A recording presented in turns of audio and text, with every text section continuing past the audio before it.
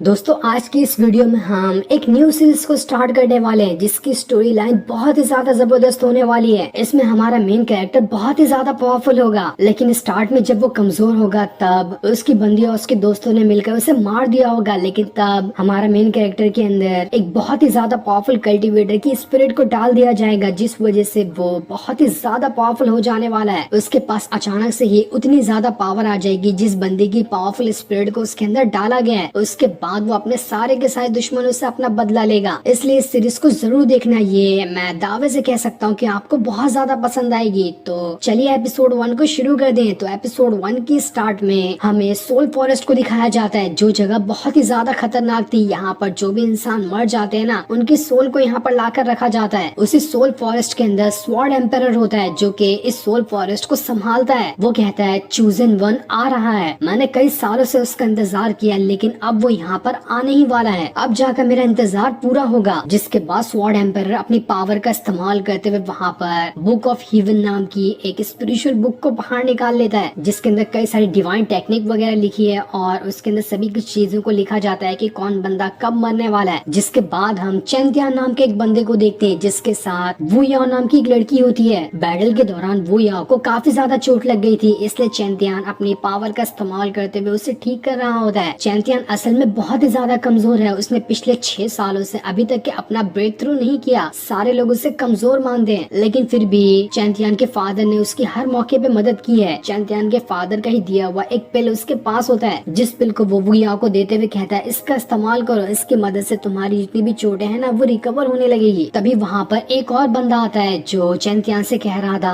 आजकल ना लूजर भी लोगों की मदद करने चले हैं। खुद के पास तो पावर होती नहीं, लेकिन दूसरों की मदद जरूर करना है। उसे देखकर चैंतियान कह रहा होता है चैनवू आखिर तुम यहाँ पर क्या कर रहे हो? अगर तुम यहाँ पर हो तो इसका मतलब कि तुमने मुझे यहाँ पर फंसाने की कोशिश की है। और जैसा उसका शक होता है वही चीज वहाँ पर हो जाती है। वो या भी यहाँ पर चैनवू के साथ ही थी। वो दोनों मिलकर यहाँ पर अब चैंतियान के ऊपर हमला करना शुरू कर देते हैं, क्योंकि वो दोनों यहाँ पर चैंतियान को फंसाने के लिए ही लाए थे। चैनवू कह रहा होता है तुम्हें पता है ना इस खाई के नीचे सोल फॉरेस्ट है, जहाँ पर इंसान को जब वो मर जाता है तो उसकी सोल को वहाँ पर भेज दिया जाता है। चिंता मत करो, अब तुम्हारी बारी है। अब तुम यहाँ पर अपनी सोल को लेकर सोल फॉरेस्ट के अंदर जाओगे, लेकिन तुम्हें टेंशन लेने की जरूरत नहीं है, क्योंकि कुछ ही दिनों के अंदर तुम्हारे फादर भी वहाँ पर आते ही होंगे। मैं उन्हें भी वहाँ पर भेज दूंगा। जिसके बाद वो चैंतियान के ऊपर हमला करना शुरू कर देता है। चैंतियान यहाँ पर कमजोर था और चैनवू और वू याओ मिलकर उसे काफी ज्यादा मार रहे होते हैं। उनके पास चैंतियान से काफी ज्यादा पावर थी। उनसे बचने की चैंतियान काफी कोशिश करता है, लेकिन वो यहाँ पर उनसे फाइट नहीं कर पा रहा था। चैनवू कह रहा होता है पता चला ना कि आज पावर का असल फायदा क्या होता है। हम तुमसे ज्यादा पावरफुल थे यहाँ पर, तो देखो हमने तुम्हें बड़ी आसानी के साथ हरा दिया। अब मरने के लिए तैयार हो जाओ। चैंतियान समझ चुका था कि वो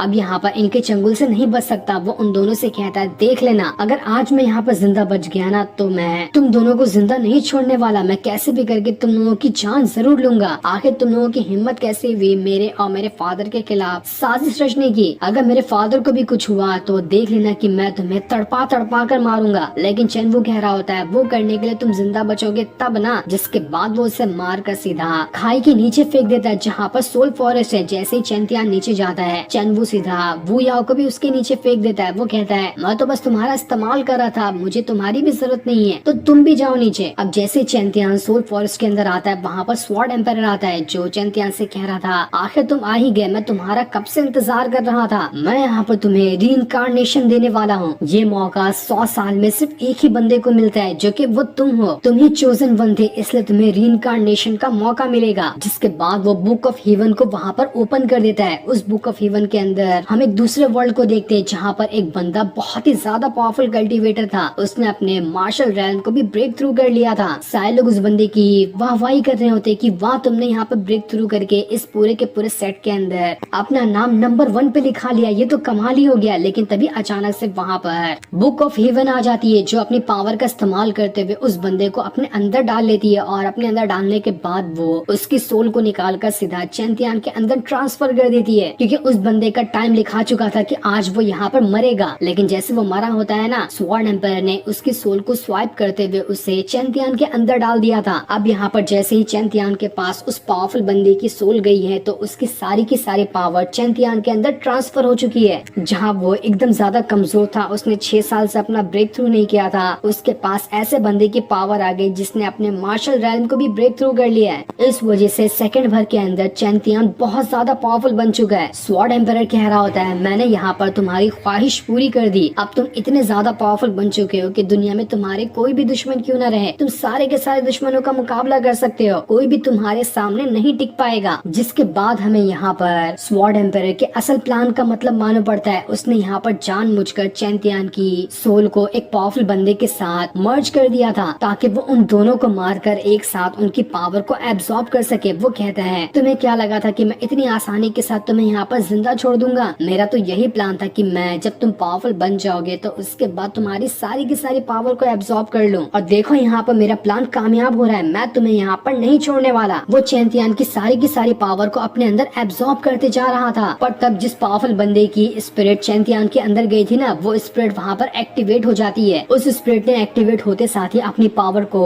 एक्टिवेट करना स्टार्ट कर दिया था, जिस वजह से चैंपियन भी वहाँ पर होश में आ जाता है। होश में आते साथ ही उसके पास मार्शल रैल्म की पावर आ चुकी थी। वो अपनी स्वॉर्ड को बाहर निकालते हुए स्वॉर्ड एम्पायर के साथ ही फाइट करने के लिए तैयार होता है। यहाँ पर चैंपियन तो बिल्कुल पावरफुल दिखाई दे रहा था। वो सीधा स्वॉर्ड एम्पायर के साथ ही भिड़ जाता है, जिसके सामने तो स्वॉर्ड एम्पायर को भी टिकने में परेशानी हो रही थी। स्वॉर्ड एम्पायर अपनी पावर का इस्तेमाल करते हुए यहाँ पर चैंपियन से फाइट करने की कोशिश करता है, लेकिन चैंपियन जिसके पास अब 2 स्पिरिट की पावर थी, वो बड़ी आसानी के साथ स्वॉर्ड एम्पायर से लड़ रहा था। स्वॉर्ड एम्पायर कितनी भी कोशिश क्यों ना कर ले, चैंपियन इतना ज्यादा पावरफुल हो गया होता है कि स्वॉर्ड एम्पायर भी उसके सामने नहीं टिक पा रहा था। स्वॉर्ड एम्पायर कहता है, मेरे हाथ की बनाई हुई कठपुतली आज मेरे ही खिलाफ हो गई, बस बहुत हो गया, अब मैं तुम्हें दिखाता हूँ कि मैं क्या कर सकता हूँ। जिसके बाद उसने वहाँ पर अपनी और ज्यादा पावर को एक्टिवेट करना शुरू कर दिया था। लेकिन चैंपियन कह रहा होता, तुमने मुझे यहाँ पर दोबारा से जिंदा करके ना बहुत बड़ी गलती कर दी, मैं सबसे पहले तुम्हारी ही जान लूंगा। जिसके बाद वो इतना ज्यादा powerful slash attack sword empire के ऊपर कर देता है कि स्वॉर्ड एम्पायर उस अटैक को झेल नहीं पाता और उसकी वहाँ पर जान चली जाती है। चैंपियन ये देखकर बिल्कुल भी हैरान था कि आखिर ये मेरे साथ क्या हो रहा है, मैं तो ठीक तरह से किसी स्वॉर्ड को भी संभाल नहीं पाता था और आज देखो मैंने यहाँ पर स्वॉर्ड एम्पायर को हरा दिया, जो कि मुझसे कई गुना ज्यादा पावरफुल था। न जाने अचानक से मुझे क्या हो गया, मेरे पास इतनी ज्यादा पावर कैसे आई? लेकिन कुछ भी हो, ये जगह कौन सी है मुझे इसके बारे में कुछ नहीं पता। मुझे सबसे पहले चेन वू और बाकियों से अपना बदला लेना है, इसलिए मुझे सबसे पहले यहाँ से बाहर निकलना पड़ेगा। वो यहाँ से बाहर निकलने का रास्ता ढूंढने लगता है। साथ ही बुक ऑफ हेवन जो थी उसकी भी सारी की सारी पावर अब चैंपियन के अंदर जा चुकी थी। वो पावर जाने के बाद उसे एक सोल रिंग भी मिलती है, जिसके अंदर वो कई सारी चीजों को रख भी सकता है और ऑलरेडी उसके अंदर बहुत ही ज्यादा रेयर ट्रेजर भरे हुए हैं, जिनका इस्तेमाल आगे चलकर चैंपियन कर पाएगा। अब चैंपियन सोल फॉरेस्ट के अंदर जैसे ही आगे बढ़ा होता है ना, आस पास जो भटकती हुई सोल थी वो चैंपियन के ऊपर अटैक करने की कोशिश करती है कि हम यहाँ पर सालों से फंसे हुए हैं और ये बंदा अचानक से आया यहाँ पर और ये कैसे वापस जा रहा है। इसलिए वो चैंपियन को मारने की कोशिश कर रहे हैं ताकि वो उसे यहाँ से बाहर जाने ही ना दे। चैंपियन अपनी पावर का इस्तेमाल करते हुए उन सारी की सारी सोल से फाइट कर रहा होता है। उसने वहाँ पर अपने मार्शल रैल्म की स्वॉर्ड को भी बाहर निकाल लिया था। उस स्वॉर्ड को बाहर निकालते साथ ही सारी की सारी भटकती हुई सोल उस स्वॉर्ड के ऑरा के प्रेशर से ही वहाँ पर खत्म हो जाती है। चैंपियन को तो कुछ करने की जरूरत भी नहीं पड़ी, लेकिन वो स्वॉर्ड इतनी ज्यादा पावरफुल थी कि उसे चैंपियन खुद भी कंट्रोल नहीं कर पाता। उसके अंदर जो स्पिरिट गई है वो तो बहुत ज्यादा पावरफुल है, लेकिन चैंपियन की बॉडी उतनी पावरफुल नहीं कि वो इतनी जल्दी इतनी भयानक पावर को स्टेबल कर सके। इसलिए वो कहता है मुझे यहाँ पर बैठकर थोड़ा जो एनर्जी मेरे अंदर से बाहर निकल रही है उसे स्टेबल करना पड़ेगा। इसलिए वो सबसे पहले वहीं पर बैठ जाता है और जितनी भी एनर्जी उसके अंदर से बाहर निकल रही थी उसे स्टेबल करने की कोशिश करता है, जिस वजह से तो चैंपियन ने यहाँ पर अपना ब्रेक थ्रू कर लिया था और अब वो मार्शल रैल्म से सीधा सामुराई रैल्म पे प्रमोट हो गया होता है। चैंपियन कह रहा था पिछले 6 सालों में मैंने कभी भी अपना ब्रेक थ्रू नहीं किया था और आज देखो मैंने करीब 1 मिनट लगाया होगा, 1 मिनट के अंदर मैंने अपना ब्रेक थ्रू कर लिया है। न जाने अचानक से ये मेरे साथ क्या हो गया, लेकिन जो भी हुआ है वो बहुत अच्छा हुआ है। मैं खुद को पहले से 1000 गुना ज्यादा पावरफुल महसूस कर पा रहा हूँ। साथ ही जो उसके पास पावर आई थी ना, उसकी मदद से वो दूर दूर तक के अगर कोई बंदा वहाँ पर खड़ा है और वो क्या कर रहा है इसके बारे में भी जान सकता था। उसी पावर का इस्तेमाल करते हुए चैंपियन यहाँ का रास्ता क्लियर करने के बाद सोल फॉरेस्ट के अंदर से बाहर निकलने की कोशिश करता है और काफी देर की मेहनत के बाद वो सोल फॉरेस्ट के बाहर आ भी चुका था। बाहर आने के बाद वो अपनी सोल रिंग को देख रहा होता है कि आखिर इसके अंदर कैसे कैसे ट्रेजर रखे हुए हैं। उसके अंदर से सबसे पहले एक पावरफुल स्वॉर्ड बाहर निकल कर आती है जो कि कमाल की थी। उसी के साथ साथ उसके अंदर 2 हेवनली स्वॉर्ड टेक्निक वाली किताबें भी होती हैं जिन्हें आगे चलकर चैंपियन कल्टीवेट कर सकता है। वो कहता है इतनी खतरनाक टेक्निक तो मैंने लाइफ में कभी नहीं देखी थी, जो कि मेरी सोल रिंग के अंदर ही मौजूद है। ये तो कमाल ही हो गया, लगता है आज ऊपर वाला मेरे ऊपर बहुत ही ज्यादा मेहरबान था, तभी आज सारी चीज मेरे साथ अच्छी ही हो रही है। मुझे समझ नहीं आ रहा कि आखिर वो स्वॉर्ड एम्परर कौन था, लेकिन जो भी था मेरा फायदा करके चला गया।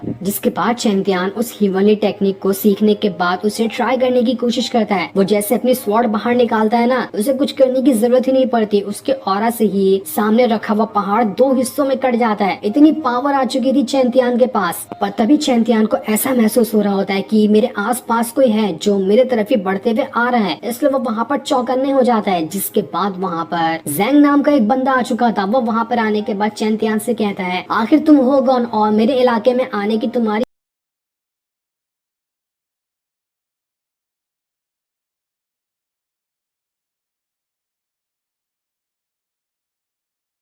ये पूरा इलाका जहाँ पर चैंतियान मौजूद था वो सोल फॉरेस्ट से तो बाहर निकल चुका था, लेकिन जिस इलाके में वो अभी मौजूद था वो इस जैंग नाम के बंदे का था। उसे देखकर चैंतियान कह रहा होता है, ये बंदा हाल फिलहाल तो मुझसे ज्यादा पावरफुल है, इसकी कल्टीवेशन पावर मुझसे ज्यादा है, लेकिन अगर फाइट हुई ना तब भी मैं इसे यहाँ पर आसानी के साथ तो लगता है हरा दूंगा। जैंग चैंतियान से कह रहा होता है, बच्चे मुझे तो यहाँ पर तुम कोई कमजोर डिसाइबल लग रहे हो, तुमने यहाँ पर पहाड़ तोड़कर अच्छा नहीं किया, इधर आओ और मेरे जूतों पे अपनी राख रगड़ते हुए मुझसे माफी मांगो तो मैं तुम्हें यहाँ से जाने दूंगा, वरना मैं यहाँ पर तुम्हें नहीं छोड़ने वाला है। जिस पर चैंतियान कहता है, क्या मैं तुम्हारे बाप का कोई नौकर हूँ, जो तुम कहोगे वो मैं मान लूंगा। जिसके बाद चैंतियान ने अपनी स्वॉर्ड को बाहर निकालते हुए जैंग के साथ फाइट करना शुरू कर दिया था, जो देखकर तो जैंग का दिमाग बौखला जाता है कि ये कमजोर आदमी मेरे सामने आकर मुझसे जबान लड़ा रहा था। जिसके बाद अब देखते ही देखते चैंतियान और जैंग के बीच में फाइट शुरू हो जाती है। वो कह रहा होता है, ये बंदा तो मुझे कमजोर लग रहा है, लेकिन असल में जो इसके पास स्वॉर्ड है ना वो सामुराई रेल्म वाली है, आखिर इसके पास स्वॉर्ड कैसे आई। लेकिन खैर कोई ना, मैं इसे बड़ी अच्छी तरीके से मजा चखा सकता हूँ। वो लगातार कई सारे अटैक चैंतियान पे करते जा रहा था, लेकिन चैंतियान जैसे उसके अटैक से बचने की कोशिश करता है, उसके सामने